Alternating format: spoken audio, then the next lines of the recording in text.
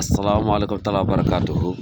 man la Serigne Aliou Ndong bu weer xasri ma dellusiwaat ba léegi kii nag maa ngi koy joxe si xaran moom la France di ronflement pour arrêter ronflement au coucher bouillir les feuilles de citronnelle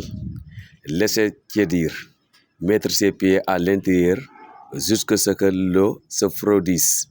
Le traitement est de un mois et une fois par semaine. nee na képp koo xam ne da ngay xaran yi métti mu xam góor wala jigéen da koy def parfois nga nooyee bakkan wala parfois nga nooyee gémmiñ wala parfois mu nga nooyee ginnaaw gi sax waaw nee na xaran boo ko bëggee dindi defee quoi da ngay jël citronnelle da ngay jël nga baxal ko da nga koy nugal daal doo ko baxal sax da nga koy nugal ba mu xaw a nugg nga dugg sa ñaari tànk yi nga bàyyi ko ba mu sedd guy chaque semaine nga def ko benn yoon si kàttalu mbaxam beneen bi tamit képp koo xam ne dafa bëri li muy xaran mu xam góor wala jigéen boo jëlee këriñ teg ko si bopp bi wala fi muy tëdd noonu quoi këriñ da koy dindi si kàttale mbaxam incha allah wala taala alam kii nag maa ngi koy jox képp koo xam ne day xaran yu métti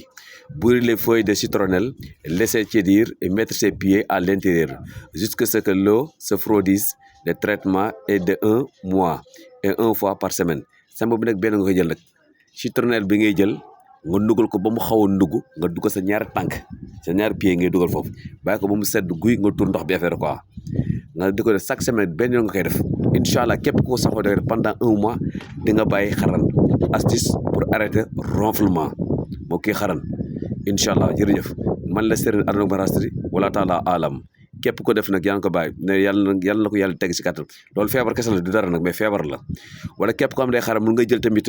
këriñ nga teg ko si bopp bi quoi moo xam fi muy tëdd kooku boo koy defee tamit incha allah bu soobee yàlla bu dee borom kun fa yàqu li may nangul di nga ko bàyyi des na ñu war ko borom kun fa yàqun bu leen découragé nag dana ko renouveler rek incha allah lépp na baax.